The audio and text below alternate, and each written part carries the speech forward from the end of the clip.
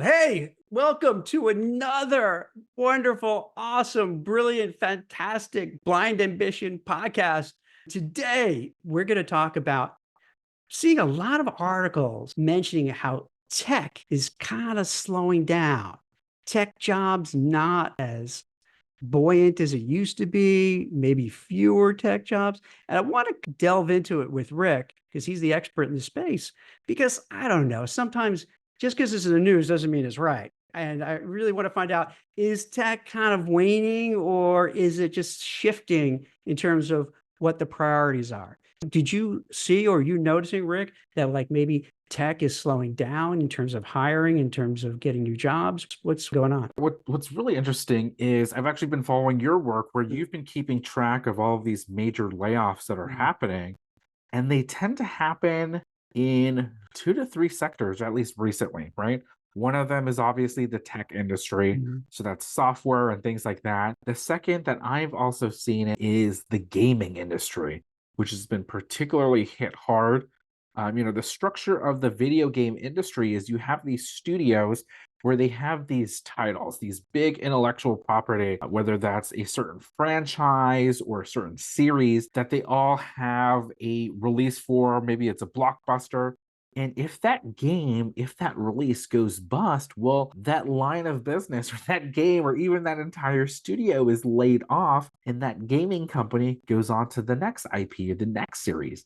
It's a particular intense boom or bust cycle. And we're seeing that a lot more recently where these gaming companies, they're cutting like crazy. Then the last one that I think is interesting is healthcare, very similar in terms of video gaming boom or bust, where you have to do all of this research. You have to invest all of this money to all these clinical trials, these tests, this research and development. And if they don't get that approval, then it's all for Mhm. nothing, and they have these huge layoffs. So we're seeing all of these happen at once, and it almost seems like doom and gloom on blind because guess what? We have a lot of folks that work in gaming, a lot of folks that work in biotech, and certainly a lot of folks that work in tech.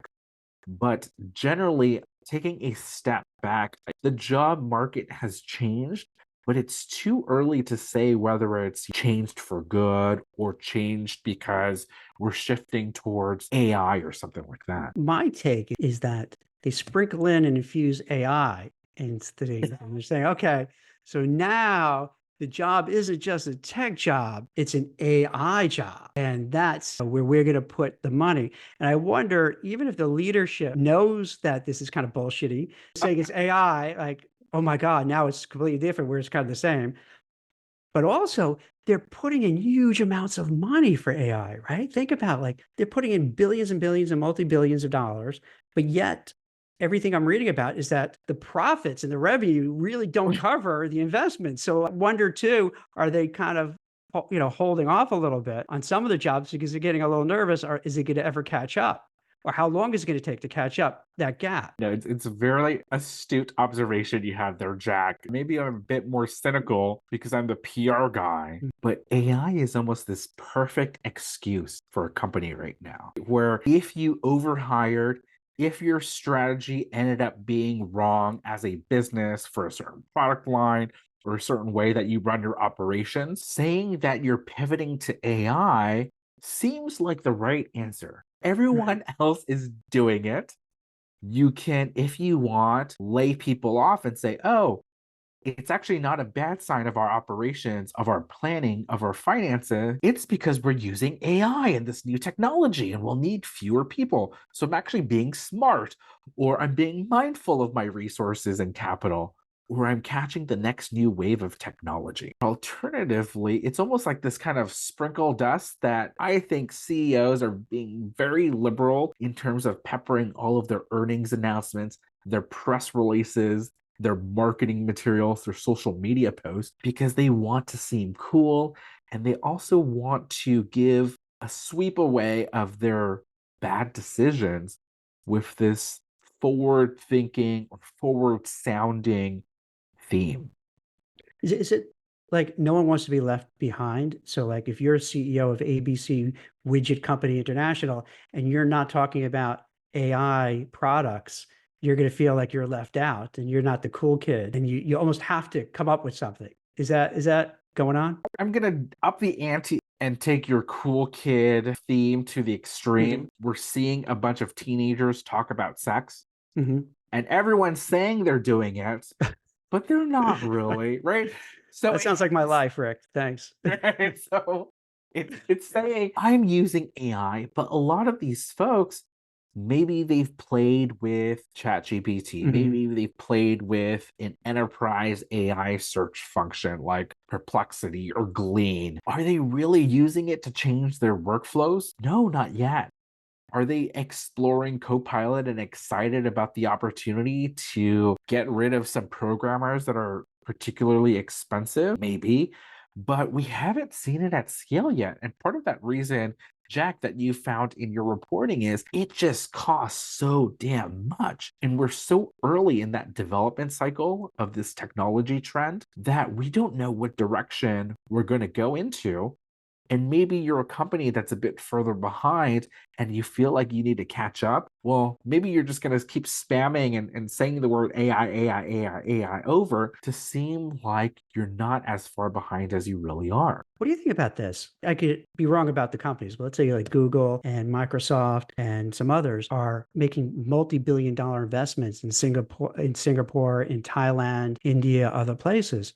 So is there kind of an arbitrage too, maybe that's negatively impact the US market in the sense that if you're putting in billions of dollars into, companies in different countries, what does that mean for Silicon Valley, let's say, and San Francisco? We're like, all right, why should we pay somebody, 500,000, $1 million, where maybe they could get, I don't know, like a tenth of that they'd pay somebody in another country. So the jobs are still there, but now they're just going offshore. Reminiscent what happened back in the 80s, where you would have you had all the manufacturing, but then they outsourced it all over the place. And then everyone woke up and go, oh, wait, who's making stuff here in the US? No one.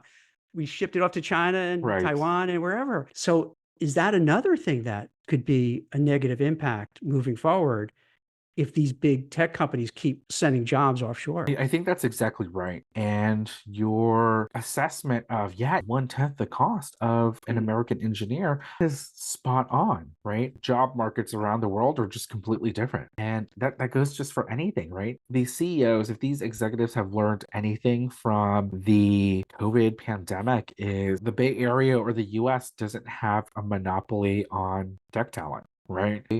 What they've also learned is probably the hard way. We have to figure out demand, where just because we're seeing this sudden trend doesn't make it a long lasting trend, right? Peloton is perhaps the most famous, where everyone had to work out from home. So everyone was buying these expensive bikes, financing them, and Peloton was struggling to keep up. They had to up their factory orders. And by the time they were able to figure out the supply chain, well, things started opening up again and people started to go to gyms, or people couldn't afford the monthly subscriptions or to finance these expensive bikes. Now, Peloton is where it's at today. So I think we're seeing all of these different industries either experience it firsthand or look at how other companies have really suffered and started to think, actually, let me be a bit more methodical or let me be a bit more slow in terms of how I change my processes.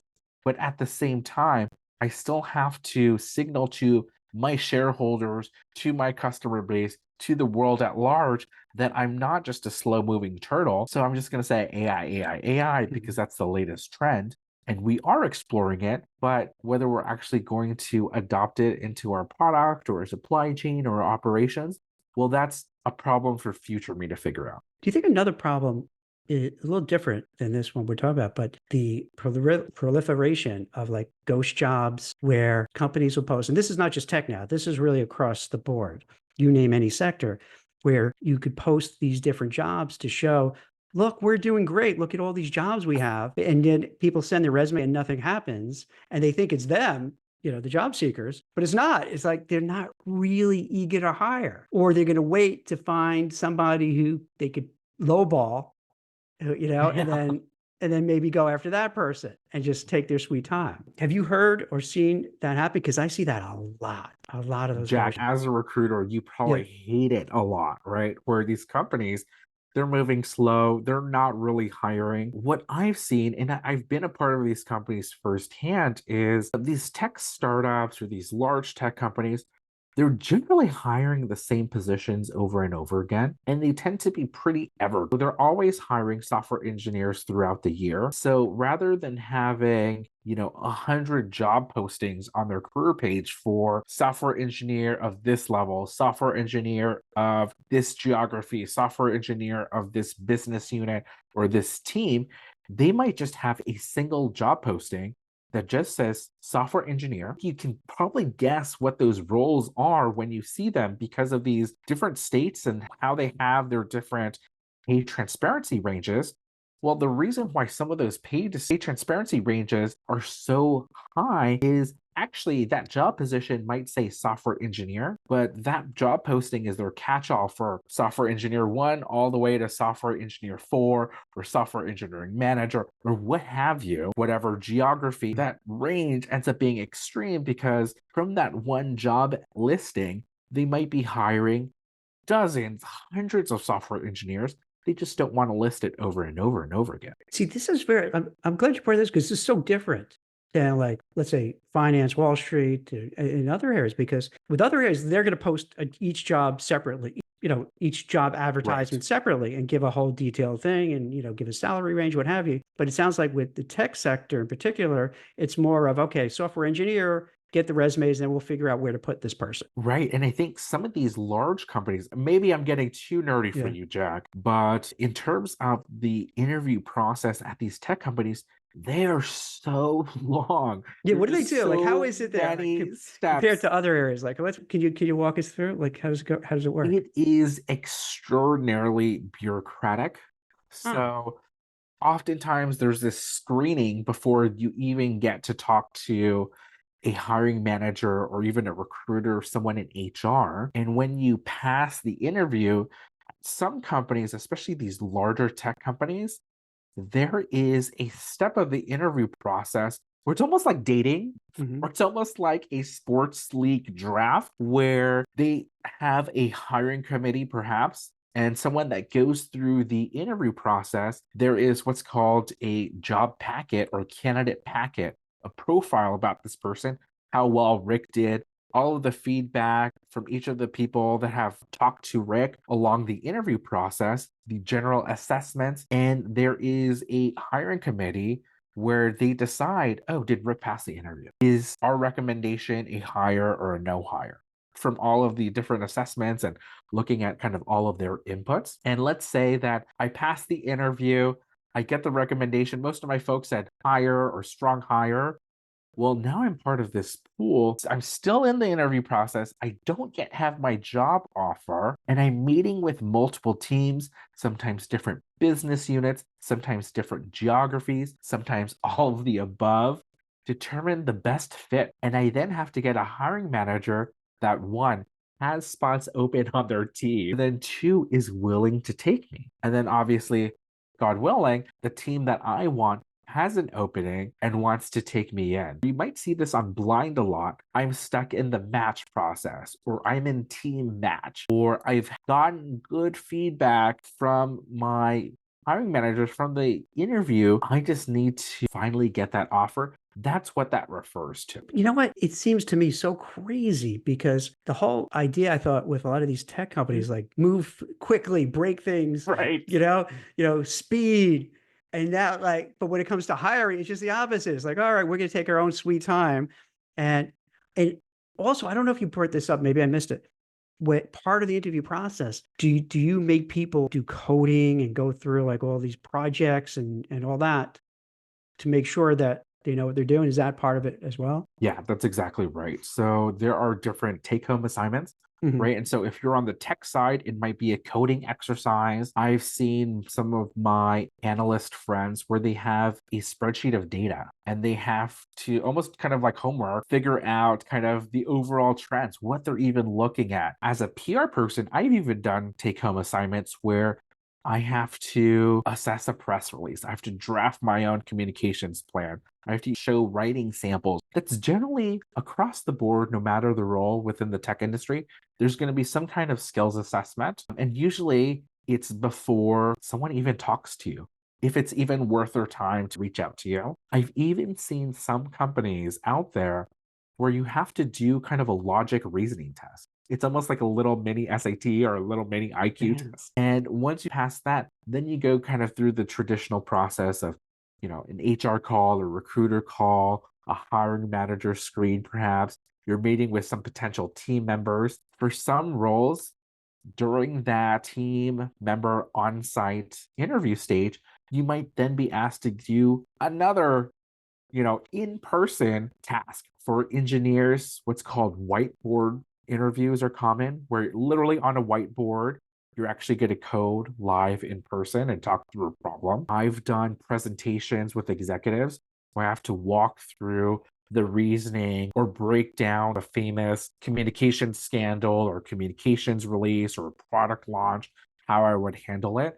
And it's a real time scenario, almost kind of like a management consultant interview where you have a case study. You'll often have to do that in person. And that's usually the hardest part of the interview process. Then, if you pass that interview, some companies have this team match where it could be weeks, even months, because you have to find that team that has that headcount, that has that, compensation band that's willing to hire you at a certain level. So you might complete the interview, and then you're asked to go for lunch. That's really about trying to find that fit with certain teams. Sometimes you might have to ask around and poke around on Blind or through your friend networks to figure out which teams might have an opening and get in that way.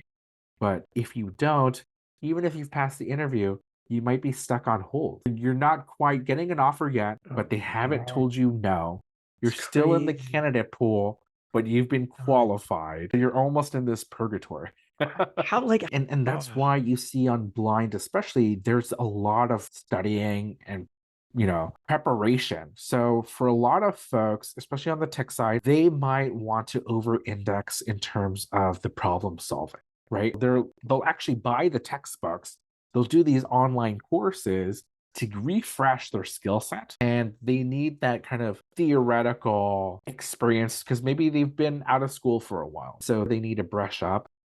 On my interviews, when I interview marketing folks and PR folks, it tends to be about the latest trends in Google search algorithms, right? If it is a marketing role, they might need to know how the Google or social media algorithms have changed over time and whether that's going to impact the plan or proposals that you suggest in terms of which marketing or PR tactics or comms tactics that you decide to employ, because you don't want to sound stupid when you go in the interview and say, oh, as a PR person, I'm going to really focus on newspapers. If you're an engineer, you don't want to take too long on a certain coding process or make a kind of common mistake and look silly in front of the interview, especially when the job market right now is so competitive.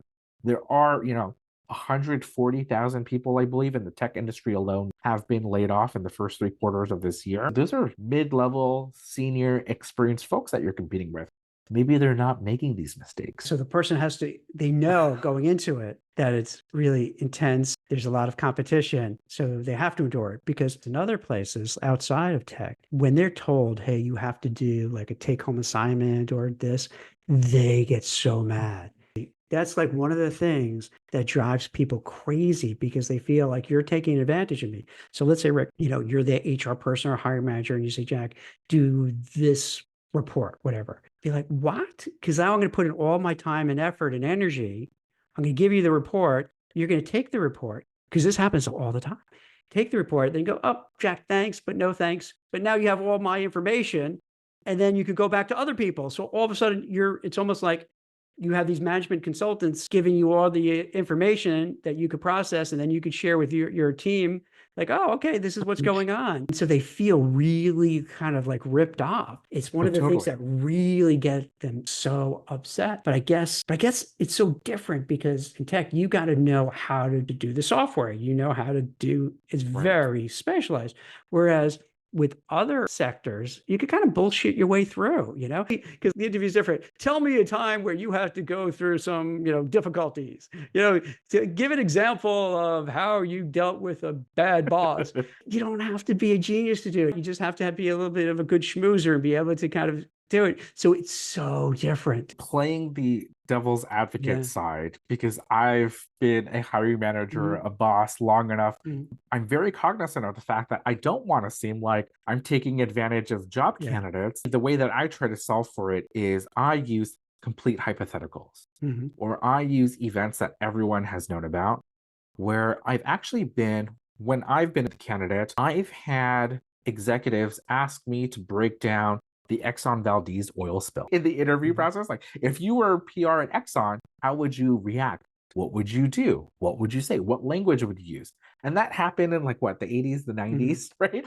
I'm not working at these, I'm not interviewing at these oil companies. And so they're not necessarily benefiting from my work Right. product per se.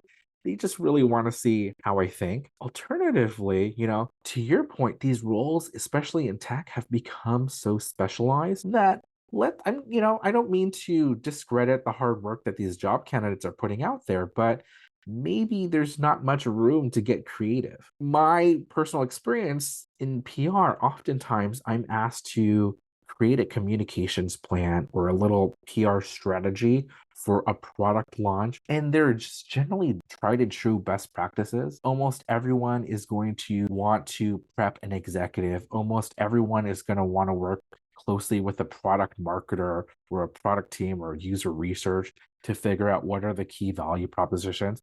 And so a lot of these Mhm. things, they end up being decided on the margins or in the details or in the execution of what you're explaining. If the press release ends up being similar to what I wrote, yeah, that's probably by design. That means I was a good finalist or a good fit for the role. I think it'd be more of a red flag if the work product that I prepared for an interview was just nowhere close, right, to what ends up being common at that company or in that industry or in that role, So interesting how it's so different and how they all do it. right? Well, are you finding out? So let's say within, let's say the tech sector, what do you see now like that's hot and what's not?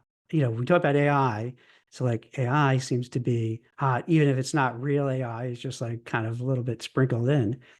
What areas, if someone's looking to go into that space, that you feel there's still a lot of jobs and opportunity? I'm seeing a lot of pressure in the early and mid-level career levels. These new grads, like the junior software Mhm. engineers, the junior of any role within tech, there's a lot of pressure because there are a lot of alternatives for these companies. They could outsource it to another company, they could outsource it to another country, they could up level that role and get someone more experienced. So we're seeing a lot of these new grads, these recent grads, these entry level folks having a harder time in this job market. It goes all the way up to the mid levels where there's a lot of these layoffs. I mentioned almost 140,000 Mhm. roles cut in the first 3 quarters of this year. A lot of those folks are experienced. They might even be senior. So you're competing with a lot of folks that have been laid off. And so if you're individual contributor level, you're aiming for that first senior level role, it's going to be a lot tougher for you because that's your competition out there right now. I think there are some green shoots in the more specific, tailored roles, right? If you have a specialty in a certain language, in Mhm. a certain technology, in a certain industry, those are going to be very helpful for you. If you tend to be a bit more senior and your roles tend to be a bit more flexible, your skills might be more on the management, scaling, strategy side. That is where you're going to find a lot of opportunity. On the marketing, comms, business side, I've seen a lot more B2B companies, enterprise companies that are hiring a lot more than the sexier consumer companies that seem to be a bit, more conservative in their hiring. What are you seeing when it's not mid, but now we're talking about somewhat older, kind of a little ageism? Because I do see in other areas outside of tech, if you're like in your 40s, even sometimes late 30s, you're starting to look old and they're not looking at you. Yeah. And it's not just because you're old. It's not like they're saying, oh, Jack is all, he's gray hair and he's, eating Werther's candy. It's more of, I think, a combination of how much you're making because now you have more years of experience. So it's the comp plus a little ageism thrown in. But like, does that also happen in tech or not so much? Yes. And I'm laughing a bit because I'm also in that cohort with you, Yeah, Jack. But there is, especially on like my side of the world, the right. marketing, comms, PR side, there is a skepticism that I've seen that's pretty prevalent among folks that are older in terms of whether they know that, for example, I'm going to talk about PR because I know it best. Mhm. PR and communications has evolved over time to be less about publicity and less about earning media and more about being strategic, discipline on its own, where it's almost become a bit like marketing in terms of thinking about the user experience and really getting plugged in there. I've seen marketing roles get more specialized where it's almost like a finance role. I've seen some folks in marketing that can forecast lifetime values and the user acquisition and how much their cost, like the return on ad spend, where those roles might have been more of an Mhm. analytical or finance function. On the engineering side, we're seeing a lot of folks saying it's great that you can code and you have this experience in all of these languages, but how have you actually connected your code, your output into strategic initiatives? What's your impact? How are you mentoring other engineers so that you can do more with, perhaps fewer resources? So a lot of these roles, they just become more complex. And it's less about whether you have firsthand experience in machine learning because you want to work at an AI company. It's more these roles are just harder and more complex. And some folks that are older, they might not be aware about all of these kind of changes in their industry and their job function because maybe they've worked at one or two companies and these companies have done their function in a way that's completely different or hasn't changed. It sounds like it's yeah, I could understand why people could come across a little unhappy or make kind of certain comments on platforms because that got to be so much pressure and anxiety to say, okay, it's a competitive market, it's tough to find a job, there are layoffs and so forth. That's so stress inducing. And like, what do you think about this too? With Amazon, return to work, and everybody's already seen, and a lot of people are not happy about it. People rage quitting, rage applying for jobs. I mean, do you think some of these companies, and I'm not calling out Amazon, just in general, when they do these return to office, do you think in part they know that there's going to be X amount of people who are going to leave through attrition and you don't have to pay severance? So it's almost like a way to kind of get some of those folks out of there and and then see what happens. And then if people don't leave on their own, then they put in a layoff. Is that something that goes on behind the scenes? I'm going to do you one better, Mhm, Jack. And by one better, I mean one worse. mhm. You know, there have been so many studies out there that have shown that remote work or flexible work schedules tends to be better for folks that are female, that tends to be older because they need those accommodations to complete their work. Perhaps RTO is a way to get rid of older folks, to get rid of women, to get rid of folks that are in lower cost of living areas. Those are all things that, maybe they are negative consequences these companies didn't intend, or maybe some of them are saying, oh, great. This is the way to get rid of folks in the Dakotas Mm. because I don't want to be taxed in that state, for example. I want to say that that's not a primary consideration for these folks, but it could be for some folks. And it could be one of the factors that they're thinking about. So what do they do? Like, what can you do? So let's say on the spectrum where you have some, young, fairly recent college grads who are going into the tech sector, or maybe some older, independent, individual contributors, or even if they're a manager, to stay relevant, get noticed, maybe do you want to go to the office, even if you don't really want to go, but just proximity bias, they see you there. So like maybe you could save your job because they see you and like, hey, Rick's a nice guy. If we're gonna lay off, I always see him. We'll save him. We need him. And with Jack, he's remote. I hardly ever see him. I don't know. So if I let go, I'm not gonna feel guilty. What can people do to make themselves relevant in a tough market where there's layoffs, where, you know what I mean, where there's offshoring and all those other kind of things. I think the biggest thing is coming to a realization that the job market has changed. Mhm. Once you figure out that fact, I think your next moves that you can make as a professional will just be so much easier. Long gone are the fully remote offers that are 5 days a week, right? It seems to be the trend that most companies are shifting away from fully remote roles. So if you're still looking only for remote only roles, you're going to have to realize that the competition is going to be quite high and the number of those jobs are going to be quite limited. You might have to change your perspective on compensation, the stock grants that you're getting in tech, the bonuses that you're getting on the finance side. That calculus may have changed in the last year or even in the last few months. Signing bonuses used to be quite extraordinarily high. Maybe you're going to see lower signing bonuses or even no signing bonuses at all. The compensation might be a bit more tighter in terms of the band. So once you realize all of these things have changed, maybe it's about resetting your expectations and saying, I can't get that 3K offer anymore. Maybe these companies are only at 3K.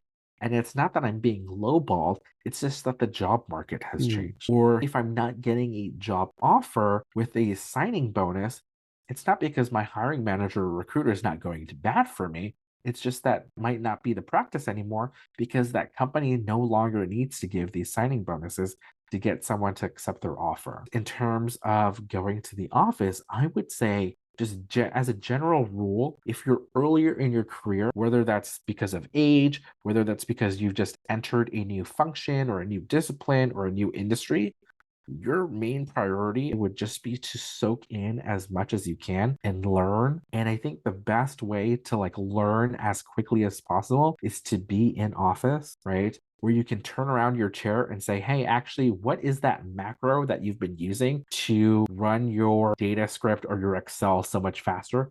Can you teach me that trick? That's so much easier than having to set up on Slack message and saying, how are you doing this so quickly? Can you share your screen? Can we arrange a Zoom call or Google Meet to get that done? Maybe it's this getting that proximity to those executives or those influencers at your company that have been doing these things for a Mm. long time. And you actually just need to get your butt in the seat next to That, them. that's really good advice. Can I ask you one last question? Let's say you're in FANG, you want to be in FANG, top, tech companies, Oh, of course. but say, you know what, maybe pivot to GM, Discover cards, whatever. Is that something you'd recommend to people to say, okay, if you could find a job in those other areas, maybe they don't pay as much, or maybe because you identify with being with these top tech entities, but just say, wait a minute, well, given the way things are, in addition to everything you mentioned, maybe pursue other areas. Is that viable? Is that something that could work? It is, but with a few caveats, Yeah. right? I almost sound like a broken record by saying this, but it's really important to understand what you want to prioritize in your professional life, in your career, right? Like early on, you probably want to over index on learning opportunities. And so just any job or any job that seems like a rocket ship would probably be the best way that Mhm. I would prioritize in that field. But if you're older and you have a mortgage and your mortgage is $6,000 a month and you have all these other expenses, maybe it's not realistic to trade down from a FANG where you have these RSU stock grants to a bank where there's no bonus for technologists, or there's no signing bonus, or there's no stock. I mean, that is going to be a significant trade off where maybe you can't afford your way of living, all these other obligations that you've already signed up for in life. So it's more about understanding what are your non-negotiables. And for some people, it has to be comp. Others, comp is maybe a number two, and there's something else like a remote work or a flexible work schedule or a velocity in terms of getting promoted that is more important. I love it. It's great that you walked it through for both the people who are already in tech, but then I think it's also eye-opening for people in all sorts of other areas to get insights to what's going on. Your advice crosses over proximity Right. bias, getting into the office, particularly if you're young, to get noticed. I think that's really great advice. Thank you. Appreciate it. Thanks for listening, everybody. That's it for The Blind Ambition. If you enjoyed the show, please leave us a 5-star rating and a review. And don't forget to subscribe wherever you get your podcasts. Thanks for listening.